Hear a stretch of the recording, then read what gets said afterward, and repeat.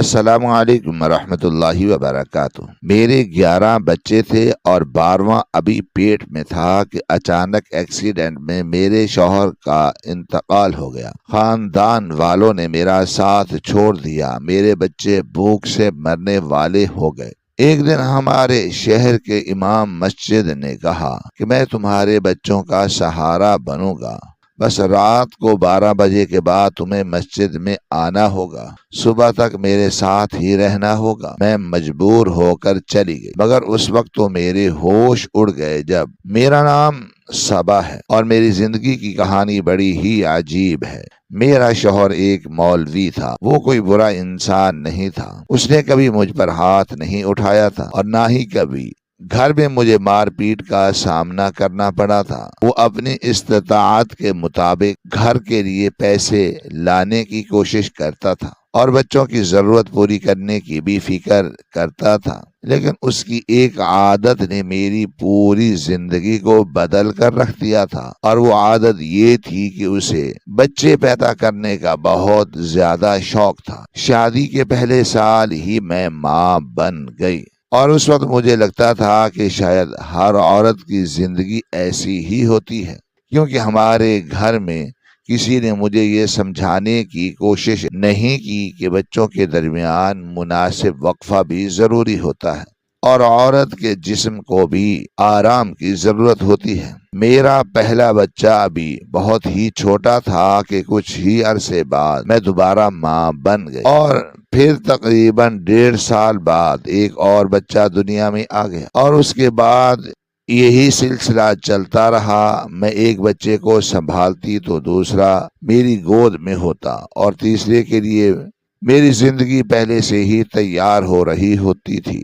ہر مرتبہ جب مجھے معلوم ہوتا کہ میں دوبارہ ماں بننے والی ہوں تو میرے دل میں خوشی کے ساتھ ساتھ ایک عجیب سا خوف بھی اتر آتا تھا، کیونکہ مجھے معلوم تھا کہ میرے گھر کے حالات پہلے ہی ایسے نہیں تھے کہ ہم آسانی سے اتنے بچوں کو پال سکیں۔ گھر میں کھانے پینے کو ہوتا تھا، لیکن صرف اتنا جتنا زندہ رہنے کے لیے ضروری تھا۔ کبھی دال ہوتی تو کبھی سبزی ہوتی اور کبھی چاول سے پورا دن گزارنا پڑتا تھا۔ گوشت ہمارے گھر میں کسی خاص موقع پر ہی آتا تھا، اور بچوں کے لیے نئے کپڑے خریدنا بھی ہر بار ممکن نہیں ہوتا تھا۔ ایک بچے کے کپڑے چھوٹے ہوتے تو دوسرے بچے کو پہنا دیے جاتے تھے، اور اگر کپڑے بہت زیادہ خراب ہو جاتے تو انہیں کسی نہ کسی طرح سی کر دوبارہ قابل استعمال بنایا جاتا تھا۔ میں بچوں کے پرانے کپڑوں کو دھو کر تہہ کرتی اور پھر سوچتی کہ یہ کس بچے کے کام آ سکتے ہیں۔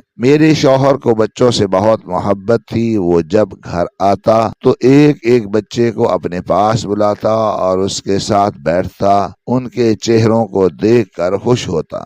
بچوں کے لیے اس کے دل میں بہت نرمی تھی، اور اگر کسی بچے کو بخار ہو جاتا تو وہ رات کو روتا تو وہ بھی پریشان ہو جاتا، لیکن میرے لیے اس کے دل میں وہ احساس نہیں تھا جس کی ایک بیوی اپنے شوہر سے امید کرتی ہے۔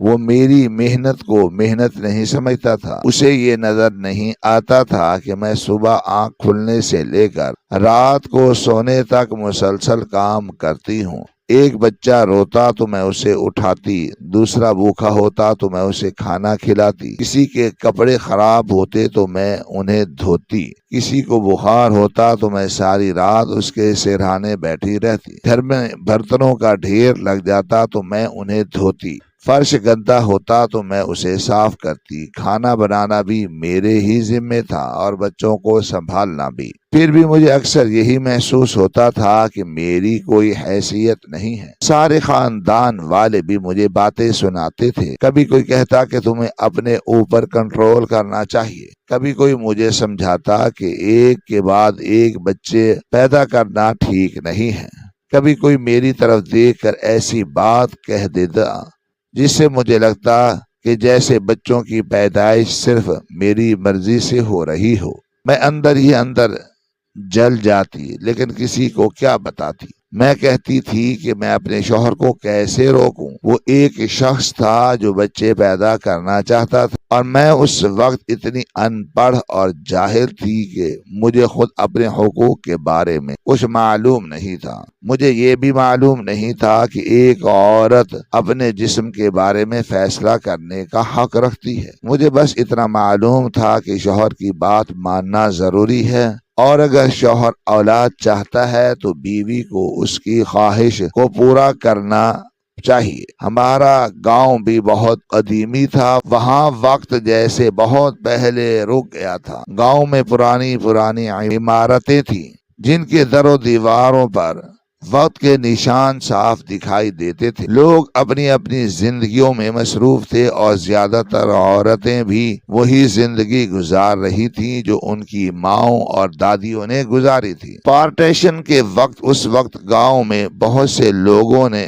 اپنے گھر چھوڑے تھے، اور پھر دوسرے لوگ آ کر ان گھروں میں آباد ہو گئے تھے۔ پرانے مکانوں کے دروازے اب بھی اپنی جگہ موجود تھے، اور ان کے اندر رہنے والے لوگ کئی نسلوں سے وہیں زندگی گزار رہے تھے۔ ہمارا گھر بھی اسی ماحول کا حصہ تھا۔ وہ کوئی بہت بڑا گھر نہیں تھا، لیکن ہمارے لیے یہی ہماری دنیا تھی۔ گھر کے ایک حصے میں بچے سوتے تھے اور دوسرے حصے میں ہم لوگ۔ ہر طرف بچوں کا سامان بکھرا رہتا تھا، کبھی کسی کا جوتا نہیں ملتا تھا تو کبھی کسی کی قمیض غائب ہوتی تھی، کبھی کوئی بچہ رو رہا ہوتا اور کبھی دوسرا شور کر رہا ہوتا۔ میں صبح سے رات تک اسی شور میں رہتی تھی۔ مجھے کبھی خاموشی نصیب نہیں ہوئی تھی۔ کبھی کبھی رات کو جب سب بچے سو جاتے تو میں چارپائی پر بیٹھ کر اپنے ہاتھوں کو دیکھتی۔ میرے ہاتھوں پر کام کے نشان تھے۔ کپڑے دھوتے دھوتے انگلیاں خراب ہو گئی تھی، برتن مانجتے مانجتے ہاتھوں کی نرمی ختم ہو چکی تھی۔ میں خود کو آئینے میں دیکھتی تو مجھے اپنی عمر سے کہیں زیادہ بڑی عورت نظر آتی۔ میں سوچتی کیا یہی میری پوری زندگی ہے؟ کیا میں صرف بچوں کو جنم دینے کے لیے پیدا ہوئی ہوں؟ کیا میری کوئی اپنی خواہش نہیں؟ کیا مجھے کبھی سکون نہیں ملے گا؟ لیکن پھر کسی بچے کے رونے کی آواز آتی اور میں اپنے سارے سوال بھول کر اٹھ کھڑی ہوتی۔ میں ماں تھی، اور شاید ماں بننے کے بعد عورت اپنی بہت سی خواہشاتیں خود ہی دفن کر دیتی ہے۔ میرے شوہر کو بچوں کی تعداد سے کوئی پریشانی نہیں تھی۔ وہ ہر نئے بچے کی آمد پر خوش ہوتا اور وہ اسے اللہ کی نعمت کہتا، اور مجھے بھی یہی سمجھاتا کہ رزق اللہ دیتا ہے۔ میں بھی خاموش ہو مجھے دین کی زیادہ سمجھ نہیں تھی۔ میں شوہر کی بات کو ہی آخری بات سمجھتی تھی۔ مجھے یہ نہیں معلوم تھا کہ رزق کے ساتھ انسان کو ذمہ داری بھی دی جاتی ہے، اور بچوں کی پرورش صرف انہیں دنیا میں لانے کا نام نہیں بلکہ انہیں وقت دینا بھی ضروری ہے، اور ان کی تعلیم اور صحت اور تربیت کی فکر کرنا بھی بہت ضروری ہے۔ میرے بچے بڑھتے جا رہے تھے، گھر چھوٹا پڑتا جا رہا تھا، کھانے کا خرچ بڑھ رہا تھا، کپڑوں کا خرچ بڑھ رہا تھا، بیماریوں کا خرچ بڑھ کر رہا تھا، لیکن میرے شوہر کی خواہش ختم ہی نہیں ہو رہی تھی۔ میں کبھی کبھی ڈرتے ڈرتے سوچتی کہ اگر ایک اور بچہ آگے اسے میں کہاں سلاؤں گی، اس کے کپڑے کہاں سے آئیں گے، اس کے دودھ کا انتظام کیسے ہوگا۔ میں پہلے ہی تھک چکی تھی، میرے جسم میں طاقت کم ہو گئی تھی، اور میرے دل میں بھی ایک بوجھ سا رہنے لگا تھا، لیکن کسی کو میری یہ حالت دکھائی نہیں دیتی تھی۔ سب کو میرے بچے دکھائی دیتے تھے، میرے شوہر کو اپنی اولاد دکھائی دیتی تھی، رشتہ داروں کو بچوں کی تعداد دکھائی دیتی تھی، لیکن کسی کو وہ عورت دکھائی نہیں دیتی تھی جو ان سب کے درمیان دن رات خود کو ختم کر رہی تھی۔ میں واقعی بچے پیدا کرنے والی مشین بنی ہوئی تھی۔ میری اپنی کوئی خواہش نہیں تھی، میری اپنی کوئی آرزو نہیں تھی، میری اپنی کوئی زندگی نہیں تھی۔ میں صرف صبا تھی، ایک بیوی، ایک ماں، اور ایک ایسی عورت جو اپنے ہی گھر میں رہتے ہوئے بھی آہستہ آہستہ خود کو کھوتی جا رہی تھی، یہاں تک کہ میرے 11 بچے پیدا ہو گئے، اور اب میں 12ویں بچے کی ماں بننے والی تھی۔ اور اس وقت میرے اندر پہلے جیسے ہمت بالکل نہیں رہی تھی۔ میرا جسم جیسے مسلسل تھکن کے بوجھ تلے دب چکا تھا اور میری روح بھی ہر گزرتے دن کے ساتھ تھک رہی تھی۔ میں اپنے شوہر سے اکثر کہتی تھی کہ اب میں تھک گئی ہوں، مجھ میں پہلے جیسی طاقت نہیں رہی، لیکن وہ میری بات سمجھنے کی بجائے مجھے ہی باتیں سنانے لگتا۔ وہ کہتا تھا کہ تم نے کون سا 12 بچے اکیلے پالے ہیں، تمہاری بڑی بیٹی جب 6 سال کی ہوئی تھی تب سے وہ بھی تمہارے ساتھ کام کرنے لگی ہے۔ میں اسے دیکھ کر کہتی تھی کہ یہ کون سی اچھی بات ہے، ایک چھوٹی سی بچی سے اس کا بچپن چھین لیا جائے اور اس کی کمر پر اس کے چھوٹے بہن بھائیوں کی ذمہ داری ڈال دی جائے اور اس سے گھر کے کام کروائے جائیں۔ میری 2 بیٹیاں اب اتنی بڑی ہو گئی تھیں کہ گھر کے بہت سے کام کر لیتی تھیں، لیکن اس کے باوجود 12 بچوں کو سنبھالنے کے لیے 3 لوگ بھی کافی نہیں ہوتے تھے اور میں تو خود اندر سے ٹوٹ چکی تھی۔ میرے شوہر کو میری تھکان دکھائی نہیں دیتی تھی، اسے صرف یہ دکھائی دیتا تھا کہ بچے موجود ہیں اور کسی نہ کسی طرح سب پل رہے ہیں۔ وہ اکثر اپنے گھر کی مثال دیتا تھا اور کہتا تھا کہ ہم لوگ بھی 13 بہن بھائی تھے، ہم بھی تو پل گئے، اور میں دل ہی دل میں سوچتی کیا واقعی ہم پل گئے تھے؟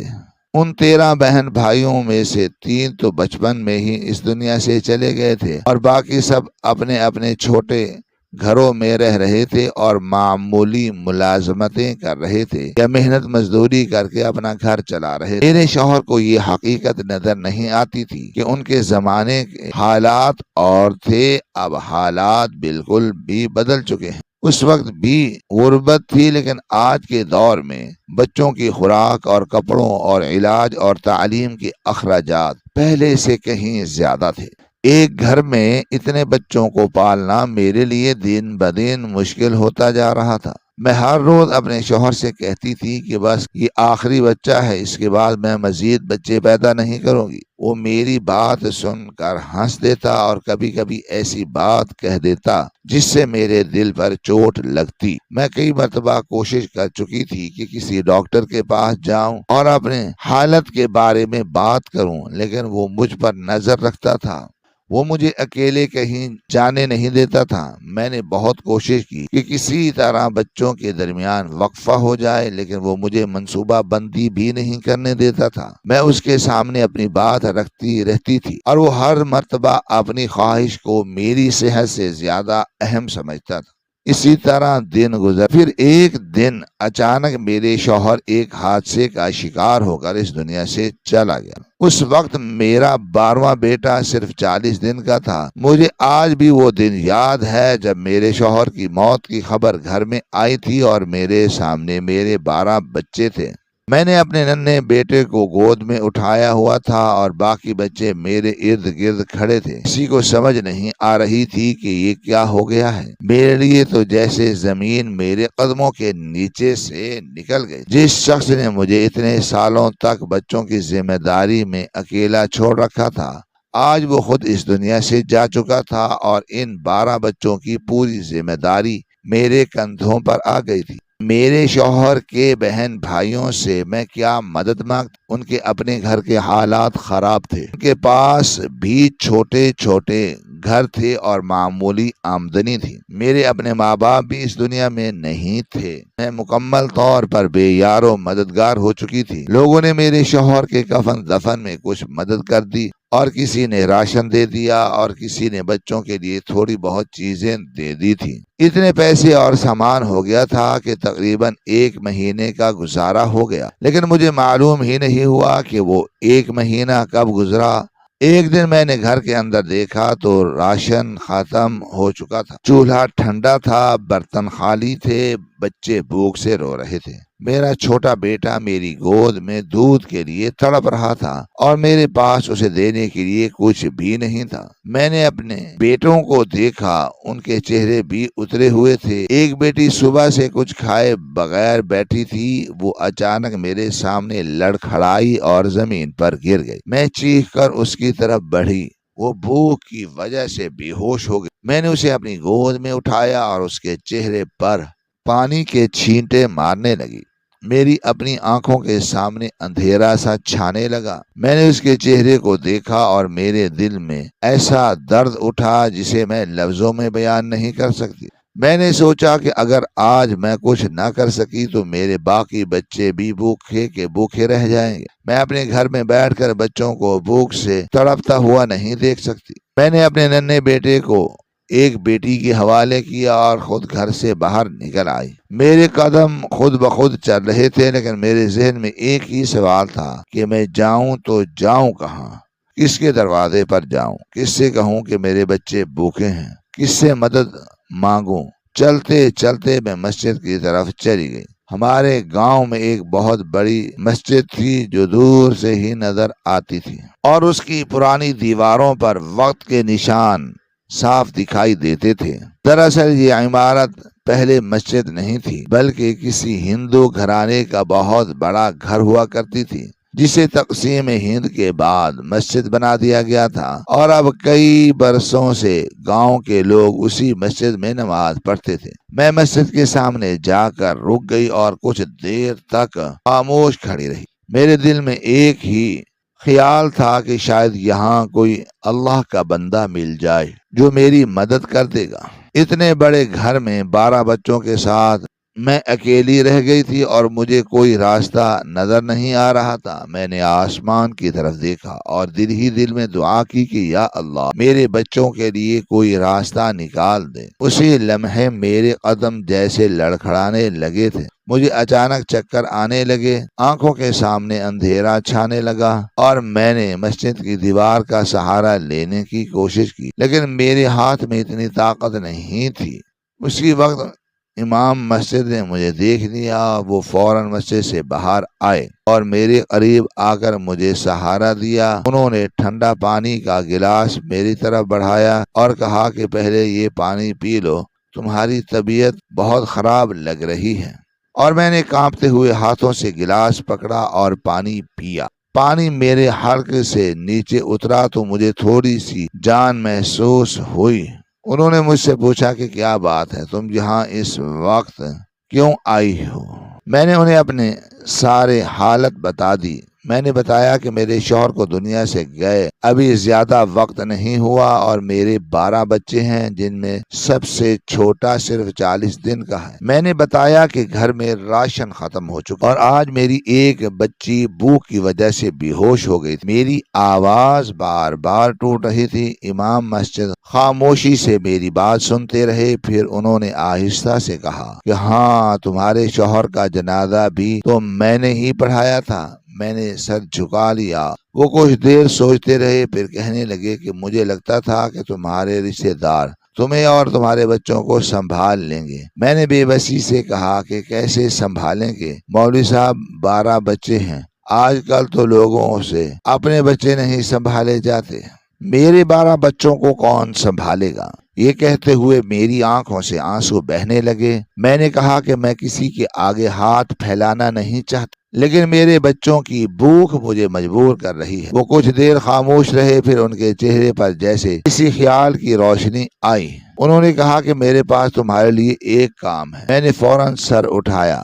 میں نے کہا میں کوئی بھی کام کرنے کو تیار ہوں مولوی صاحب۔ انہوں نے کہا کام تھوڑا مشکل ہے، لیکن تم کر سکو گی تو تمہیں اس کے بدلے پیسے ملیں گے۔ میں نے فوراً کہا کہ میں کر لوں گی۔ اس وقت میرے لیے کام چھوٹا بڑا نہیں تھا، مجھے صرف اپنے بچوں کے لیے کھانا چاہیے تھا۔ انہوں نے کہا کہ تمہیں رات 12 بجے کے بعد مسجد میں آنا ہوگا اور صبح تک یہاں رہنا ہوگا۔ میں نے حیرت سے ان کی طرف دیکھا تو میرے دل میں فوراً کئی سوال اٹھنے لگے۔ میں نے کہا مسجد میں اور میں؟ انہوں نے کہا کہ ہاں، مسجد میں۔ میں نے کہا کہ مسجد میں تو صرف مرد آتے ہیں۔ انہوں نے کہا کہ رات 12 بجے کے بعد یہاں کوئی مرد نہیں اور تم صبح اذان سے پہلے واپس اپنے گھر جا سکتی ہو۔ میں خاموش ہو گئی، مجھے یہ بات عجیب لگ رہی تھی۔ میں نے پوچھا کہ لیکن یہ کام کس قسم کا ہے؟ انہوں نے میری طرف دیکھا اور کہا کہ وہ کام میں تمہیں رات کو بتاؤں گا۔ میں نے کہا رات کو ہی کیوں؟ وہ کچھ لمحے خاموش رہے، پھر کہنے لگے کہ اگر تم ایک دفعہ یہاں آ گئی تو تمہیں وہ کام پورا کرنا ہوگا۔ اگر تم نہیں آنا چاہتی تو کوئی مسئلہ نہیں ہے، لیکن پھر اس بارے میں کسی سے ذکر نہیں کرنا۔ میں اس کی بات سن کر اور زیادہ پریشان ہو گئی۔ مجھے سمجھ نہیں آ رہا تھا کہ ایسا کون سا کام ہو سکتا ہے جو رات کے وقت مسجد میں کرنا پڑتا ہے اور جس کے بارے میں کسی سے بات کرنے سے بھی منع کیا جا رہا ہے۔ میرے ذہن میں کئی طرح کے خیال آنے لگے۔ ایک لمحے کے لیے دل میں آیا کہ واپس چلی جاؤں، لیکن پھر مجھے اپنی بیٹی کا وہ چہرہ یاد آ گیا جو بھوک سے بے ہوش ہو کر زمین پر گر گئی تھی۔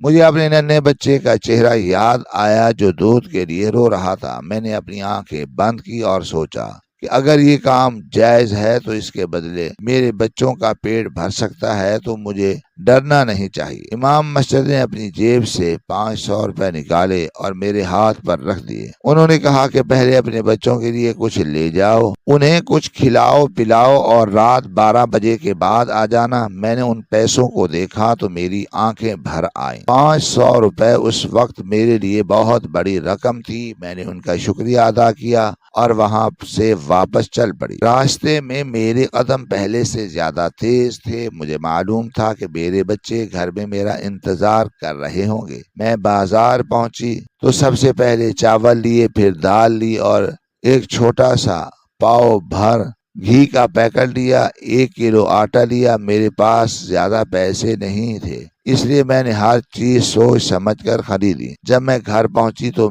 میرے بچے میری طرف دیکھنے لگے۔ ان کی آنکھوں میں امید تھی۔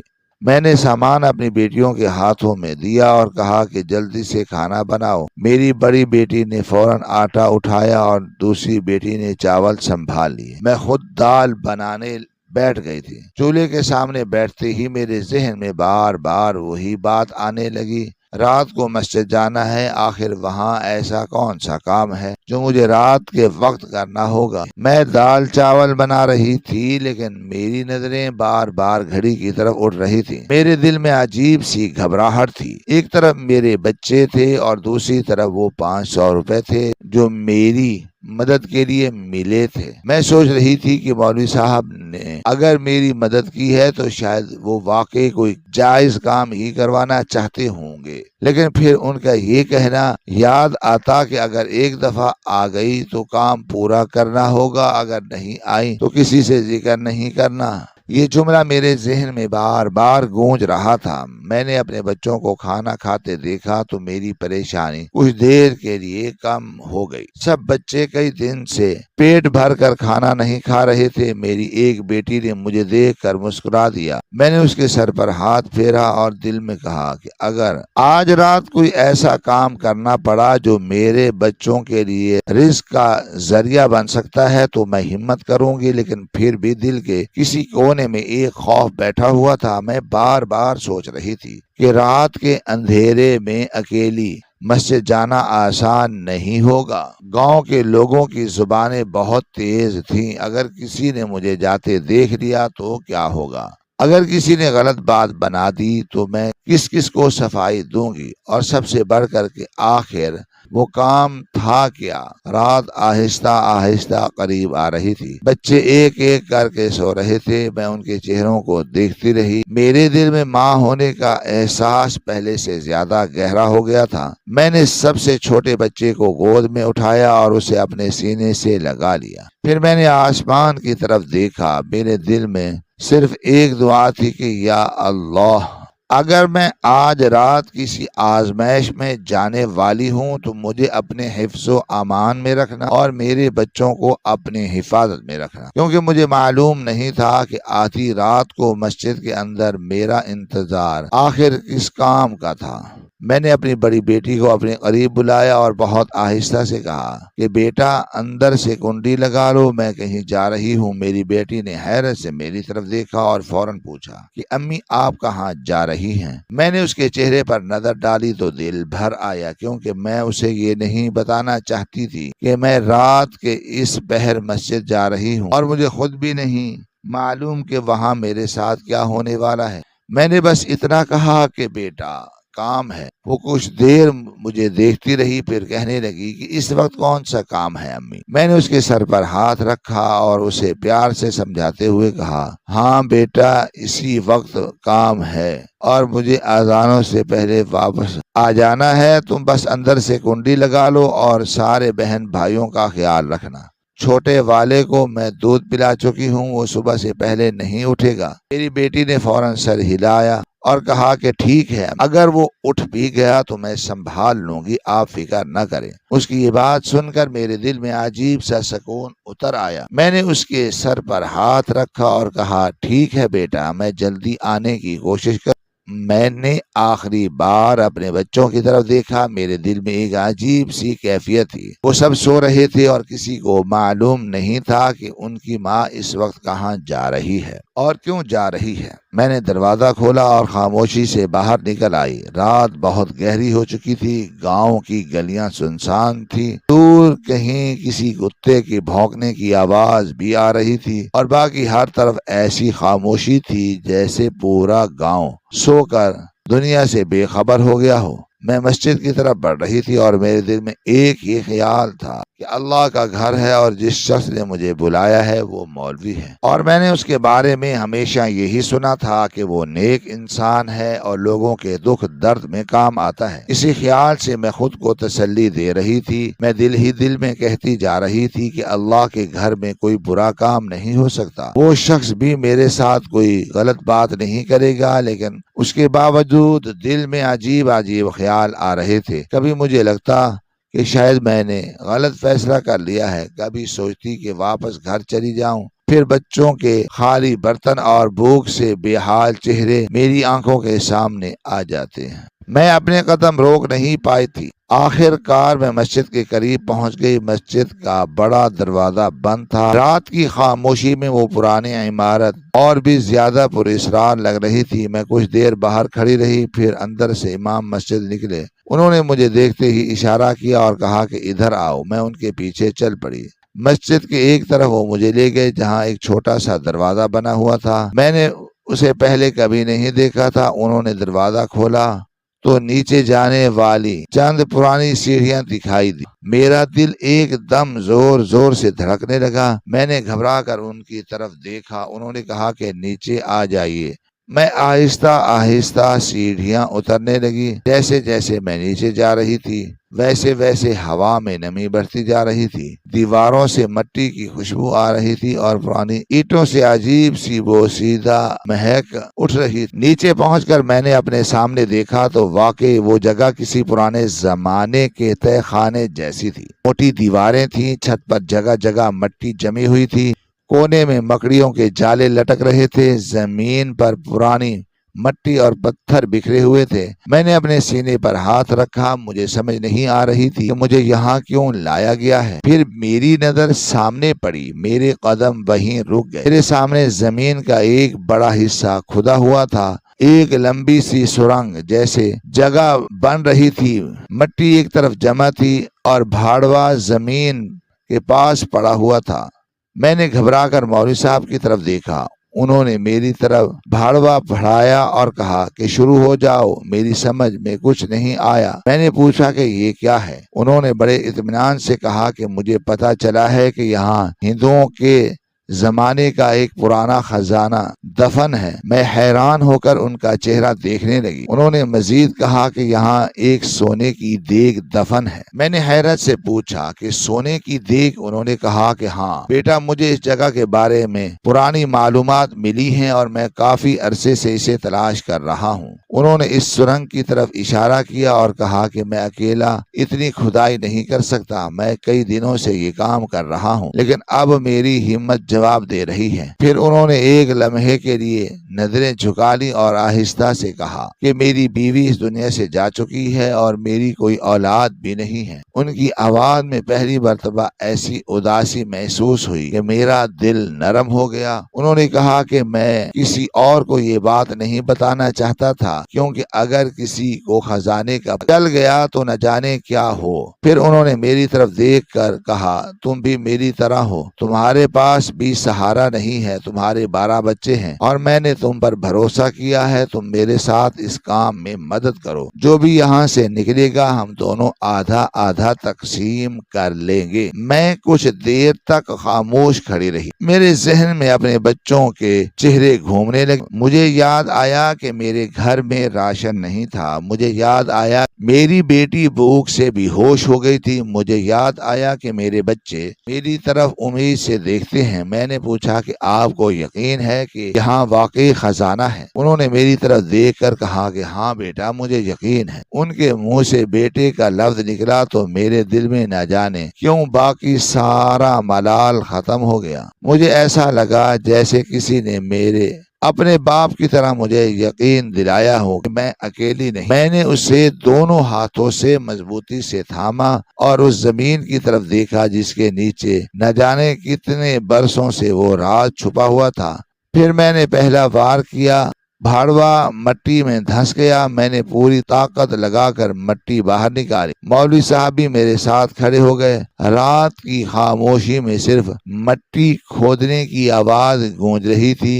میں ہر بار بھاڑوا زمین پر مارتی اور میرے ذہن میں اپنے بچوں کے چہرے یاد آ جاتے۔ مجھے نہیں معلوم تھا کہ اس زمین کے نیچے واقع سونے کی دیگ ہے، یہ صرف ایک امید ہے، لیکن اس وقت میرے پاس اس امید کے علاوہ کچھ بھی نہیں تھا کہ میں 12 بچوں کے لیے زمین کھود رہی تھی، اور مجھے پہلی مرتبہ محسوس ہو رہا تھا کہ شاید اللہ نے میری مدد کے لیے کوئی ایسا دروازہ کھولا ہے جس کے بارے میں نے کبھی خواب میں بھی نہیں سوچا تھا۔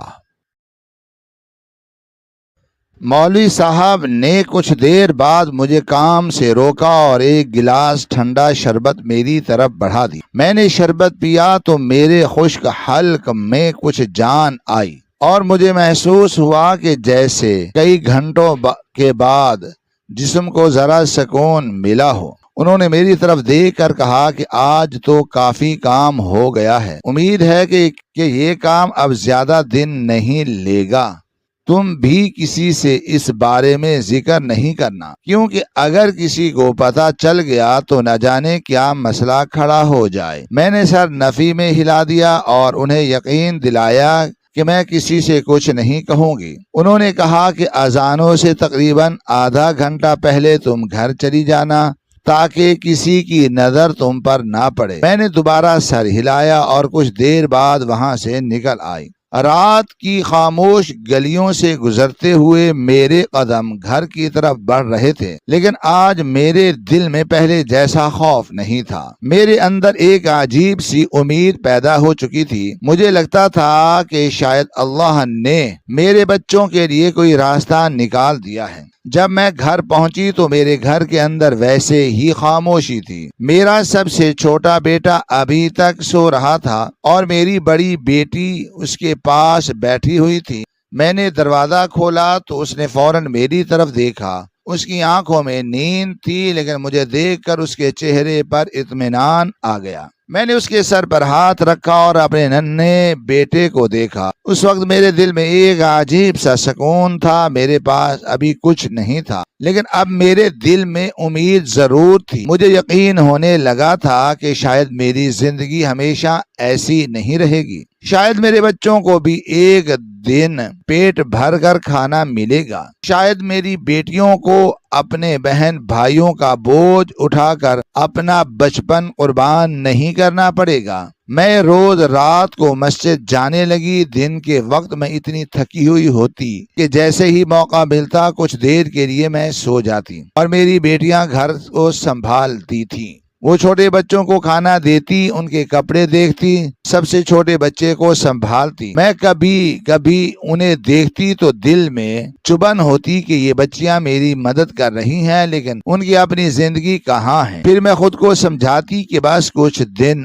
اور ہیں، بس یہ کام ختم ہو جائے تو پھر یہ حالات بدل جائیں گے۔ مولوی صاحب بھی روز مجھے کچھ نہ کچھ پیسے دیتے، کبھی 500 کبھی 800، اور وہ پیسے میرے لیے اس وقت بہت بڑی مدد تھے۔ میں ان پیسوں سے گھر کا تھوڑا سا راشن لے آتی، کبھی دال بن جاتی، کبھی چاول پک جاتے، کبھی آٹا آ جاتا، کبھی بچوں کے لیے تھوڑی سی سبزی لے آتی۔ گھر میں آسائش تو نہیں آئی تھی، لیکن کم از کم گھر کا چولہا جلنے لگا تھا۔ میرے بچوں کے چہروں پر بھوک کی وہ شدت کچھ کم ہونے لگی تھی۔ میں ہر رات تہہ خانے میں جاتی اور خاموشی سے زمین کھودتی۔ مولوی صاحب میرے ساتھ ہوتے، ہم دونوں کئی گھنٹے مٹی نکالتے رہتے۔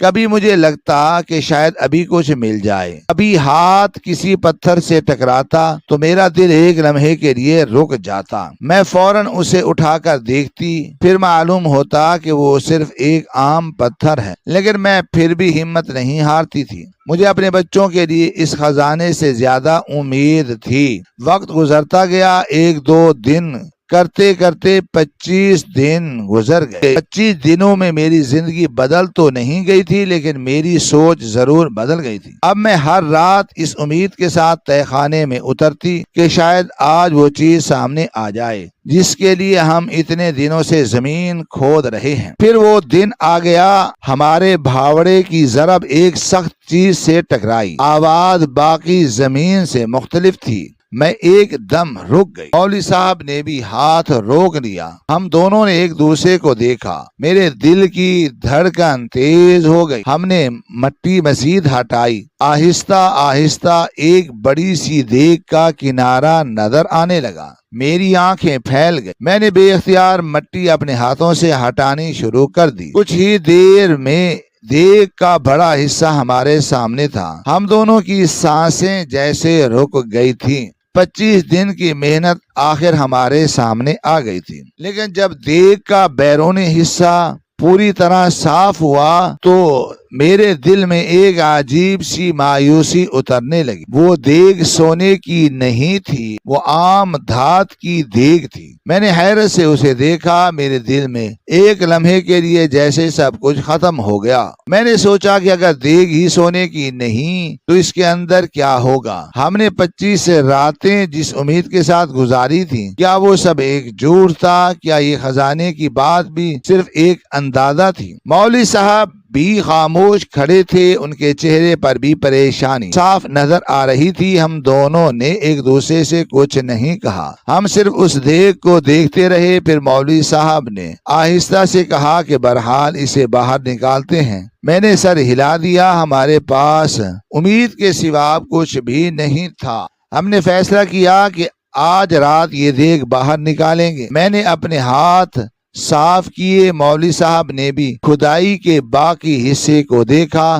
رات گہری ہو چکی تھی۔ تہہ خانے کی خاموشی میں ہمیں اپنی سانسوں کی آواز بھی سنائی دے رہی تھی۔ مجھے ایسا محسوس ہو رہا تھا جیسے آج کی رات میری زندگی کا فیصلہ کرنے والی ہے۔ یا تو اس دیگ کے اندر وہ خزانہ ہوگا جس نے میرے بچوں کی زندگی بدل دینی تھی، یا پھر 25 دن کی محنت کے بعد ہمارے ہاتھ صرف ایک خالی دیگ آنے والی تھی۔ میں نے آنکھیں بند کر کے اپنے بچوں کو یاد کیا۔ میرے سامنے میری 12 اولاد کے چہرے آ گئے۔ میں نے دل ہی دل میں دعا کی کہ یا اللہ، آج ہماری محنت کو ضائع نہ ہونے دینا۔ پھر ہم دونوں نے دیگ کو باہر نکالنے کی تیاری شروع کر دی۔ مجھے معلوم نہیں تھا کہ اگلے چند لمحوں میں میری آنکھوں کے سامنے کیا آنے والا ہے، لیکن اتنا ضرور محسوس ہو رہا تھا کہ آج امتحان کی گھڑی تھی۔ آج پتہ چلنا تھا کہ 25 راتوں کی محنت کے نیچے حقیقت میں کیا چھپا ہوا تھا۔ جب ہم نے آخرکار وہ دیگ باہر نکالی تو میں اسے دیکھ کر کچھ دیر تک خاموش کھڑی رہی، کیونکہ واقعی وہ دیگ سونے کی نہیں تھی۔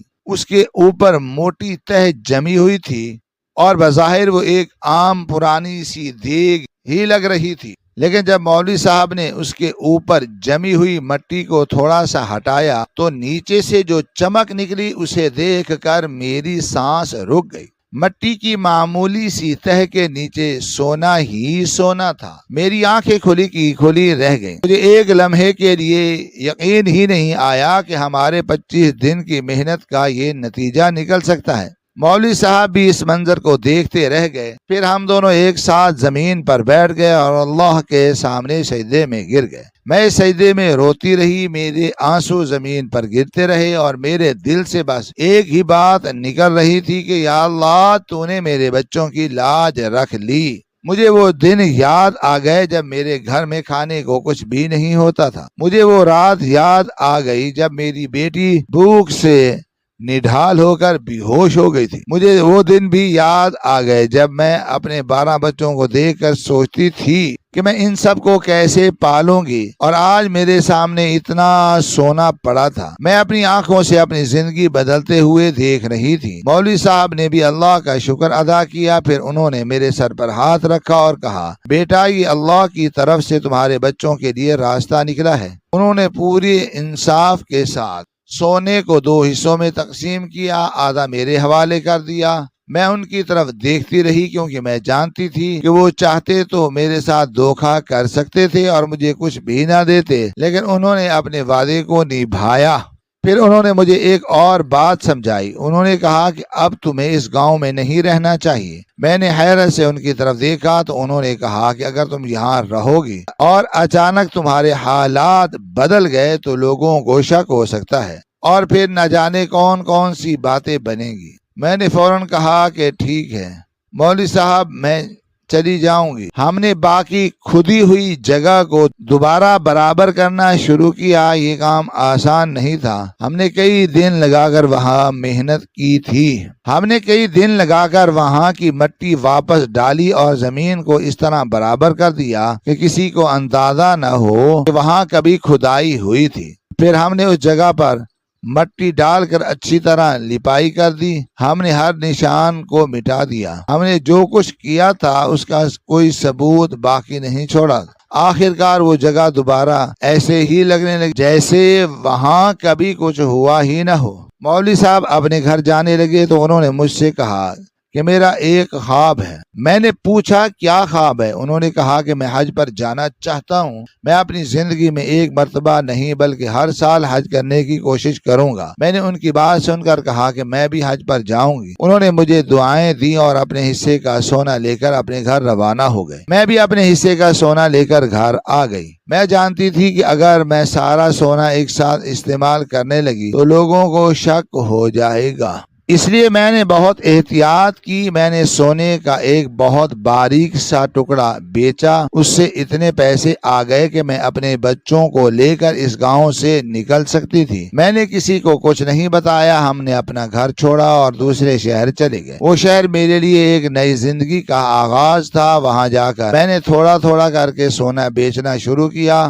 میں ہر قدم سوچ سمجھ کر اٹھاتی تھی۔ میں اپنے بچوں کے مستقبل کے لیے پیسے خرچ کرتی تھی۔ سب سے پہلے میں نے ایک مناسب سا گھر بنوایا، پھر بچوں کے کپڑے لیے۔ کئی سالوں بعد ہمارے گھر میں کھانے پینے کی کمی ختم ہو گئی۔ کئی سال بعد میرے بچوں نے پیٹ بھر کر کھانا کھایا۔ ان کے چہروں پر وہ سکون دیکھ کر میری آنکھوں میں آنسو آ جاتے۔ میرے شوہر نے کبھی بچوں کو اسکول بھیجنے کے بارے میں سوچا بھی نہیں تھا۔ اسے صرف بچہ پیدا کرنے کی فکر تھی، لیکن میں نے فیصلہ کیا کہ میرے بچے میری طرح زندگی نہیں گزاریں گے۔ میں نے ایک ایک بچے کو اسکول میں داخل کروایا، یہاں تک کہ میری بڑی بیٹیوں نے بھی کہا کہ اب ہماری عمر گزر گئی ہے۔ میں نے انہیں سمجھایا کہ پڑھائی کی کوئی عمر نہیں ہوتی۔ میں نے کہا کہ تمہیں شرم آنی چاہیے کہ تم اپنے چھوٹے بہن بھائیوں کو پڑھتے دیکھ کر خود پیچھے ہٹ جاؤ۔ تم بھی پڑھو، کم از کم میٹرک ضرور کر لو، اس کے بعد چاہو تو گھر بیٹھ کر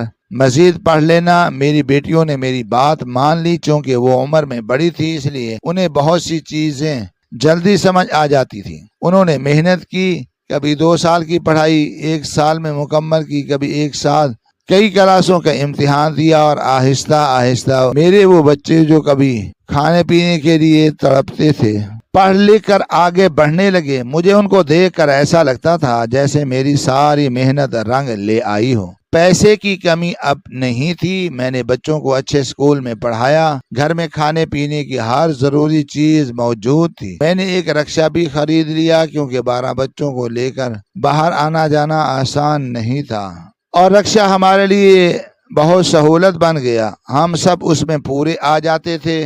بعد میں نے ایک چھوٹا سا کاروبار بھی شروع کر لیا۔ میرے بچے بھی آہستہ آہستہ بڑے ہوتے گئے، گھر میں رونق رہنے لگی۔ وہی گھر جو کبھی بھوک اور پریشانی سے بھرا رہتا تھا بچوں کی آوازوں سے گونجتا تھا۔ میں اکثر رات کو سب بچوں کو سوتا دیکھتی اور خاموشی سے اللہ کا شکر ادا کرتی۔ میں سوچتی کہ اگر اس رات میں مسجد نہ گئی ہوتی تو شاید میری زندگی کبھی نہ بدلتی۔ اگر مولوی صاحب نے مجھ پر اعتماد نہ کیا ہوتا تو شاید آج میں بھی اسی غربت میں اپنے بچوں کو پالنے کی کوشش کر رہی ہوتی، لیکن اللہ نے میرے لیے ایک راستہ نکال دیا تھا۔ آج میرے پاس اپنا گھر ہے، میرے پاس اپنا چھوٹا سا کاروبار ہے، میرے بچے پڑھ رہے ہیں، میرے گھر میں کھانے پینے کی کمی نہیں، میرے بچے عزت کے ساتھ زندگی گزار رہے ہیں۔ اب میری زندگی کا سب سے بڑا مقصد یہی ہے کہ میں ان اپنے 12 بچوں کو پڑھا لکھا دوں، انہیں اپنے پاؤں پر کھڑا کر دوں، ان کی اچھی تربیت کروں، ان کی شادیاں کر دوں، انہیں اپنی زندگی میں کامیاب دیکھ لوں۔ میں نے اپنی زندگی میں بہت کچھ برداشت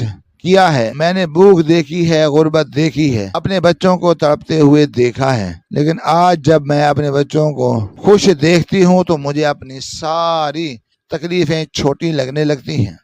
میں اللہ کا شکر ادا کرتا کہ اس نے مجھے ان 12 بچوں کی ماں بنایا اور پھر انہی بچوں کے لیے میرے لیے ایسا راستہ کھول دیا جس کا میں نے کبھی تصور بھی نہیں کیا تھا۔ اب میری صرف یہی خواہش ہے کہ میں اپنے بچوں کو پڑھا لکھا لوں، ان کی شادیاں کر دوں، انہیں اپنے پاؤں پر کھڑا کر دوں اور ان سب کو خوش دیکھنے کے بعد اپنے رب کے سامنے سرخ روح ہو جاؤں۔ ہماری آج کی یہ کہانی آپ کو کیسی لگی؟ کمنٹ باکس میں اپنی رائے کا اظہار ضرور کریں اور ہمارے چینل کو سبسکرائب کریں۔ شکریہ، اللہ حافظ۔